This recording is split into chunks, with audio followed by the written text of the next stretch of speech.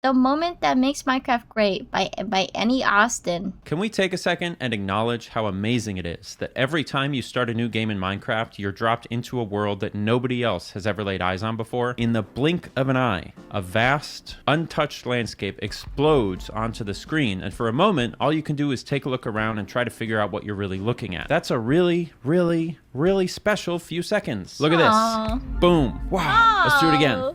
Boom. It's crazy. Okay, one more time. Just kidding. This moment is one of those. You know what? I agree. Well, I really get overwhelmed, actually.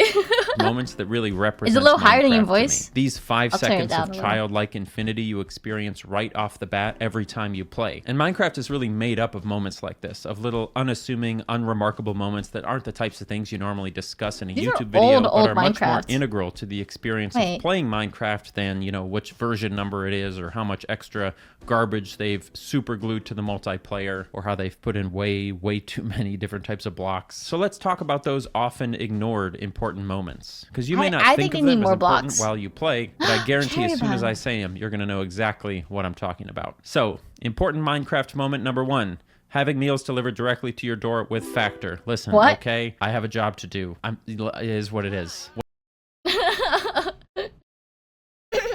In the next Minecraft update, DoorDash will be right there in the next Minecraft update. Yep, we've collaborated with DoorDash. Look at that, a brand new world. It's easy to take for granted just what this moment really is. Before Minecraft, there was nothing like Minecraft. People try to pretend there was. People try to say, what about Infiniminer? What about Dwarf Fortress? No, Infiniminer. That's wrong. I'm not going to even get into it this video, but that's just not true. This was the first game that put you very directly into the role of being a settler in a new land. Even games that made you feel like you were actually doing it, Minecraft literally had you doing it. When you drop into a new world in Minecraft, that's it. Yeah. You're the person. It's up to you. There's no preset. I can't imagine any other sandbox game. I mean, maybe like Roblox. You know, I think Roblox was there too. Houses you can move into like Grand Theft Auto. There's not even preset plots of land for you to build on like The Sims.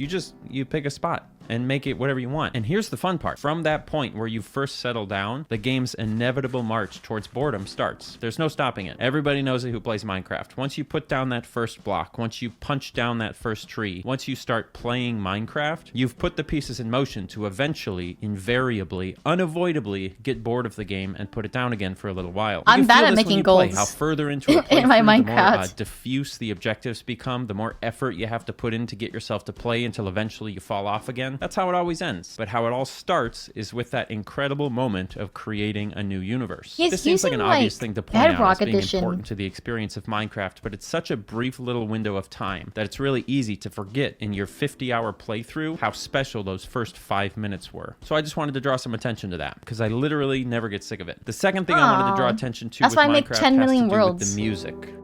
The way the music is used in Minecraft deserves so much credit. The music itself is good. If you heard it outside the context of the game, I think it would come across as like good, solid, sometimes very good ambient music, but the way it's used in the game is really remarkable. See, the way most games use their music is basically as support. It takes the mood of a sequence and it helps just enhance what's already there. Minecraft doesn't do that. Minecraft's music, composed by a variety of composers, but most notably a German man named C418, decides the tone of the game and it commands the mood. What is the mood of Minecraft? It's vibey. Often a little kind of melancholy. It's a little eerie, sometimes a little hopeful, but at its best, it's not being too overt about what it wants you to feel. It's kind of ambiguous. Most of the time, it just kind of helps you zone out, maybe daydream, feel whatever you're feeling at the time. It kind of takes you out of the nitty-gritty click-clack part of the game, meaning like when the music is playing, you're not thinking as specifically about what materials you need to get next or how to build a complex structure. You think about something that's been going on in your life. You stare a little bit too long at the amazing Minecraft sunset. Guys, I would play Minecraft after this. You find yourself pausing to catch the light from a distant village for a moment. The music is perfect for this, for sure. But then the music stops. And this is the moment that I want to focus on. The 10 seconds immediately after the music stops. This transition hits me every time, every single time. It's like the feeling of your phone dying in the middle of scrolling TikTok, or like the feeling of your power going out. Suddenly you go from floating on the edge of feeling something real to just locking back into the game of Minecraft. It really grounds you suddenly. If this dynamic didn't exist, the push and pull of the music coming and going, of sort of taking you out and putting you back into the game, Minecraft would get boring way more quickly than it does. And the decision to put in music that doesn't just sit in the background and reinforce what's already happening, but actually has its own character and motives really indicates to me that the people making Minecraft at the time were tapped into something more than just making a great video game. One of the main moments where the music hits hardest is when you're doing really repetitive things for long periods of time, like digging long tunnels. And that's exactly the next thing I want to get into. Digging. Mining, you might say. Crafting, not crafting. Or really anything that has you doing simple, repetitive tasks for long periods of time for no reason other than just you had the idea to do it and now you're doing it. Early on in any playthrough of Minecraft, you're going to have a lot of these ideas to chew through. I need iron, so I should go digging through caves. My house is ugly, so I should get some flooring and a bed and a fence. I wish I could get from point A to point B more quickly. Maybe I should build a long tunnel. You know, I struggle to read books. I struggle to sit quietly for 10 minutes at a time and be mindful, but put me in this situation and I'm on board for at least an hour. Well, I think Minecraft's really good for me to just like sit and think about a lot of stuff because I just like mine and like do stuff, which is why I really like making stuff and then giving to people, because then I'm like, I just want to keep mining and getting blocks and doing stuff. Like, I don't like building, TBH. I was only good at building. Really? Minstraft, welcome in, Insane. Hi, I hope we're doing well. We're watching Minecraft videos. I'm like watching this and I really like how the clips he's used is like, one, Bedrock edition, and he's playing on like a PS controller, and two, is this a PS? No, he's playing on an Xbox controller. and then two, he really likes this Mesa bio. I really like his clips that he reuses. It's just him, like in a base. I think he's on an older version of Minecraft too. I don't think, I don't think he likes the newer version of Minecraft, guys. I have an inkling. just by how he says there's like too many blocks in this game. I just want to feel useful, dude. I just want to be useful to people. I just want to give people blocks. Cave houses are best. Don't need to build house to design a witch cottage. Cave houses. I do want to build cave houses though, but I'm really bad at it because I feel like I mine out too much in my cave house. No problem. Part of what makes this activity great in Minecraft is that the sound effects are very gentle and they're very satisfying and kind of rhythmic. I think it really helps you get into the groove and kind of zone out while you're mining. As Minecraft continues to evolve and grow, I should hope that this core experience of repetitively mining tunnels never gets smoothed over or removed in the name of making the game more fun. Thankfully, given that it's been 15 years since the first versions of Minecraft, I think we're going to be safe. Also, isn't it weird and neat how when you play Minecraft, the makeup in the future, Mojang is gonna make like an Insta Miner like block or something. All the sound effects are so iconic. I recognize them in YouTube videos and they take me back. Yes, they're so iconic. I was just about to say, like, whenever I think about like games, oh my god, I made a game before. I was talking about this the other day with my collab mate, but I made a game for a game jam where I didn't add any sound effects, and I feel like because I didn't have any time, and I feel like the game would have been like at least 2 times better if there were sound effects, I feel like that's such a small thing you don't even notice. Of your time in the game ends up being a microcosm of how you might tend to spend your time in real life, like long periods of repetitive tasks, like in real life going to work, and then moments of pleasant joy decorating with new objects or using new he things really that likes gathered, this mess and up. then every once in a while gearing up to go on a bigger adventure, taking a vacation. It's funny how when given really that kind of freedom in the game, the structure of our behavior, you don't think about it until they're gone, but they're so iconic, and it's so good. Like, I don't know. I feel like this kind of stuff that I like to appreciate more often when I play games.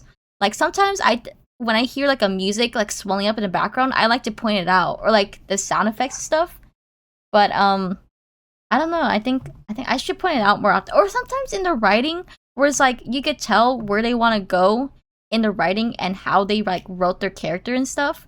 I think a lot of people, sometimes they mix up bad character writing with like realistic character writing, because sometimes a character is like mean, but then they think them being mean it's like a flaw of like the author's writing and not like a flaw of the character themselves. And like same thing with being nice too. I think that's why people have harder time writing nice characters, because people have such a box on what like goodness and nice is. And usually it's like, oh, I can never hurt a fly. I can never do anything bad. But I feel like being nice could be like, oh yeah, I guess I should take out the trash when I see it, but like even though I don't want to. And I think that should be acknowledged more often. Ends up rhyming with the structure of our behavior in our lives. It reminds me of that thing that like funny hippies try to tell you about how everything looks like leaves. It reminds me of that. This ad scared me. Why? Wait, you can't see it. Wait, let me move my big fat head. Look at this ad. Is that not scary? What the fuck? Why did he leave that in? Okay, I'm sorry, bro. I should not be dogging you. Thank you for making this video. That thing that like funny hippies try to tell you about how everything looks like leaves, like how on every scale the universe like looks the same or whatever. I don't know. Google it. Most of what I've talked about so far applies to playing solo survival Minecraft, but another smaller shared experience that makes Minecraft so special is the feeling of having a multiplayer server with your friends, but logging on when no one else is online. I'm not sure how common it is anymore for people to have shared Minecraft servers between them and their friends, because I sort of get the sense that most people are like playing insane mystery. I've actually been getting on Minecraft shared servers more often because Discord Nitro has a thing where if your server has enough people giving like the boost points, you could have a shared Minecraft server between all of you guys, and that's what my friends have been doing, and I've been joining them, and it's like oddly nostalgic. I think there's a rise in it now. Not sponsored by the way, not sponsored by the way, but if you want a Minecraft server, you know what to do in my server. Beast games on like YouTuber hosted servers now, which is totally fine. But when you do have a shared server with friends, the first moment when you log on without them is really poignant. Usually how this happens is something along these lines. You start a Minecraft server with your friends. Everyone's very excited. Everyone plays every night around the same time. You have lots of hilarious and fun adventures together. You build things together. You talk about life and you joke around and you bond. And then your schedules are just no longer lining up, but everyone was halfway done with various builds or projects, so you start logging on without one another. And you're sat there realizing that you somehow managed to build and live an entire lifetime in just a couple weeks with these people. From the Big Bang, when the universe was created, literally, kind of, all the way through the heat death of the universe when everyone moves on. Just like it actually makes me feel kind of chud when I log on when no one else is online. I'm like, dang, I'm like the only person that low-key has no life.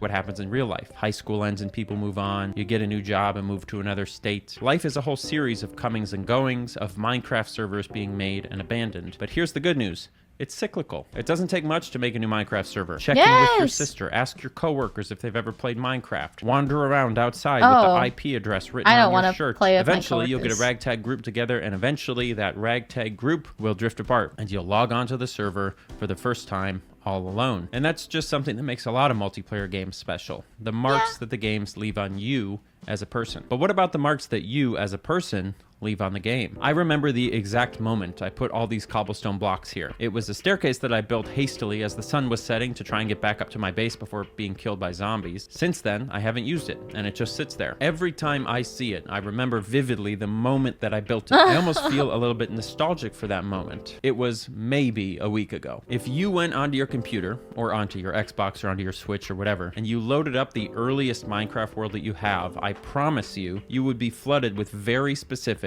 unremarkable memories of individual holes you dug, torches you placed, makeshift houses you built. You'd have memories of the giant structures you built too, but the specific little corners or holes tied to specific moments are what would stand out to you. It's like, wait, this actually makes me kind of like sad and like nostalgic.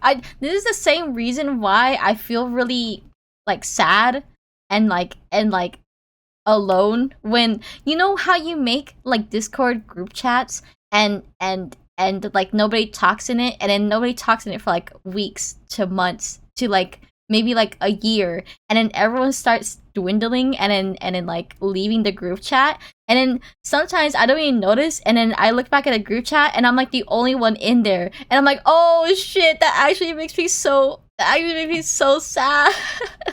And I'm like, should I leave? There's so many memories in here. All the people were chatting and talking in here when they had like a live and they were telling me stuff, and like, oh my god, I don't want to leave. It's like the same thing like trying to delete like a Minecraft server. It's like, should I delete the server? Oh my god. Last server I played in had a hole in the floor that reminded me I tried to mine iron with a wooden pickaxe. I think I remember you trying to do that, yeah. It's like smelling the same floor cleaner that they used in your elementary school. The worlds of Minecraft are written in pen. They don't change on their own. Once the world is generated, for all intents and purposes, that's it. Anything that changes is because you changed it. This is one way that Minecraft is really different from Earth. Your favorite restaurants closed down, your friends' houses are owned by somebody else and they have new paint on them. The weird field you would hang out in has been, developed with benches and a playground. The memories try to hang on, and you try to superimpose them on the altered landscape, but it's hard. Like those pictures of people holding up old pictures over new landscapes, where they're like, oh, this is where that famous dictator was. Now it's an ice cream shop or whatever. There's also something really moving to me about transforming a foreign landscape into a home, which is a big part of Minecraft. You pick a spot in the middle of who knows where for whatever reason, because it's cute or because it's near a good cave, whatever. I live there now. And that random spot gradually becomes familiar. Every few days, things get a little more stable, a little more customized. You get a farm going and a fence, all that. Coming back to your house in Minecraft feels comfortable. It feels familiar. The tension between the familiar and the unknown is another big part of what makes Minecraft so great. It's no surprise that once that tension goes away, once you become too powerful and you've explored too much, that the game becomes kind of uninteresting. Obviously, the game world is infinite, so you could just go further and explore more, but at that point, your roots are so deep in one spot that it feels like uprooting yourself would be throwing away a lot of progress, and that having to start from scratch just isn't worth the trouble, even if that idea of wasting progress is what's holding you back from having a more fulfilling time. That's another thing that we struggle with in real life, isn't it? Minecraft really is just the best. There are... Oh, so I struggle with change, is what he's saying. I was gonna say that. I literally forgot. I was gonna say, like, oh my god, this is why I make so many new worlds and stuff. I get so overwhelmed. Wait, let me go back. I literally was gonna say something. I was gonna say his editing is really good. He has a lot of editing bits right here. Like how he like does this and how he's like dude, I don't know how to explain to you, but like me piloting my VTuber model is like, especially for like trying to film and trying to get things in like one take, that's like exhausting. So I can't imagine how it'd be like if I'm like a YouTuber and I had to show my entire body and to like enact with my entire body instead of just my face. Like I understand, like that's why he's like, I mean, he shows himself a lot right here, right? But like, there's a lot of moments where it's just like him and he cuts out. Imagine piloting a body.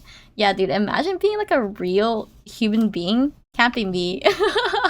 Explored too much that the game becomes kind of uninteresting. Obviously, the game world is infinite. So oh, right, on this point, I was gonna say, like, this is my pitfall because I always try to get full netherite armor in the first 2 days. That's actually what I did during one of the Minecraft SMPs that I did. And it turns out I low-key did not need it, like, at all. Because there was no, like, huge battle that I needed full netherite in. So you could just go further, and throwing away an idea of wasting progress is what's holding you back from having them. It's just the best. There are some obvious parallels here to real life as well. Do you clean up after yourself in Minecraft? No. How's your apartment looking right about now? Oh. Do you color coordinate your rooms in Minecraft? Do you decorate, or is it all just functional rooms of chests and furnaces? How's the interior decorating in your bedroom? Did you frame those posters? Or are they just taped up on the wall? Yeah, I can see into your room. It's funny stuff. It's kind of touching if you think about it, honestly. It's very human. Now, the funny thing is, as time has gone on, Minecraft has gotten less static and unchanging. This is just the nature of a game that lives forever. And most games try to live forever now. That's how life is. But so long as they maintain the general integrity of that core experience, I can accept that. I don't love it, but I can accept it. As I talk to you here, I wonder if I'm drawing too many philosophical conclusions about the way we interact with Minecraft and the lasting impression that it leaves on us and that we leave on it. I think a lot of the time when I talk about video games, there's some truth to that I just love to pontificate endlessly and draw wildly subjective conclusions. But in this case, I'm not actually the first person to think about Minecraft in existential terms. It turns out there was a guy named Marcus who did it first, and he hired a guy named Julian to write about it. If you go through the trouble of beating Minecraft, that is, if you find and fight the Ender Dragon, you will see the credits of the game. Part of these credits is a poem written by renowned Irish poet and satirist I've never Julian actually Gough, and that poem is about the this. player's relationship with Minecraft. This is a poem that was intentionally put in the game, and it was initially unskippable. They wanted you to read this, so it's as much an endorsement of these ideas as you can get. Here are some lines from that poem. The player has not yet achieved the highest level. That the player must achieve in the long dream of life, not the short dream of a game. Another line. Sometimes the player believed the universe had spoken to it through the zeros and ones, through the electricity of the world, through the scrolling words on a screen at the end of a dream. Basically, it's a big long poem about how video games are great and you're great for playing them and the universe is all one big thing, blah, blah, blah. Not that I needed it, but I think this it's telling me I need to stop playing Minecraft as my end goal, and I need to get out and do stuff in my life. This poem validates my deep love of this game, and I didn't even know about this poem until I got to this point in writing the script, because I've never actually fought the Ender Dragon, because I'm a fake gamer, and also because I'm Annie Austin. Thanks for watching. Oh, he's awesome. Thank you, Annie Austin. Bro said touch grass. I know. I can't believe he said that to me. He said that exactly. He turned to the camera, was like, Lunary draws, you need to fucking touch grass. I thought that was a really good video. I think it's a good video in just like stopping to smell the roses. I feel like that's the best way to describe it. I feel like people need to do that more often in video games. What I really dislike nowadays is that, oh my god, there's always like this Twitter discourse about any fucking game that's like single player. It's always like, oh my god, nobody's playing the game in like 1 month later. Like this game fell off. Like there's something wrong with the company. It's like, no, that's just the lifespan of a single player, like not currently updated game. Like the game is one and done. There's only like 20 hours max. There's only 20 hours max in a game, Shelly. Like, oh, it's always PMO. And it's always like, they're never gonna beat Fortnite, you know? And I'm like, dude, like, just because Fortnite's making a whole bunch of money doesn't mean, like, it's, like, better than another game. Like, Fortnite has no substance. I'm sorry, Fortnite. I'm a Fortnite hater. It has no substance. There's no story. There's no lore. It's like which video game can we take the IP from and put it into our game? But yes, that's my hot take. But thank you guys. I really appreciate it. Yeah. I can't believe people aren't playing Silksong anymore. I don't know what happened. It's a fucking multiplayer. Yeah, duh. You're gonna ask people to join on with you, you know, and be like, hey, play this game with me, you know. At least in that venture, the memories are made by you, the people, and not by the game, you know. When a game stop being about love and start being about money, you know, when AAA happened, well, there's always gonna be AAA, you know. Actually, hot take, I think COD 3 is when Call of Duty when Activision started falling off. Is that a hot take? But I get canceled for saying that? Well, that's because I really liked Call of Duty 1 and 2. That's why. COD 3, yeah, Call of Duty Black Ops 3. Before Modern Warfare, I've played Modern Warfare 1, but I actually don't remember a lot about it. But I really like its linear campaign story. But if it's anything after that, I low-key don't like know anything else. So I'm kind of a LARPer. I just threw my hot take out there and I hope you guys caught it. COD 3 was probably before you were born. Are you kidding me? You think I'm like 13 years old? What do you think I am? I'm a bona fide adult. I could drink alcohol. I'm American. I'm American raw. Like, brother. I'll say it started in Advanced Warfare with the supply drops. Oh, yeah. Well, yeah, I think so. 2006 was a long time ago. Is that when COD 3 came out? No way. No way. But yeah, I really like this video. Thank you, Annie Austin, for making videos for me to watch and to commentate on. You were the best ever. Mwah.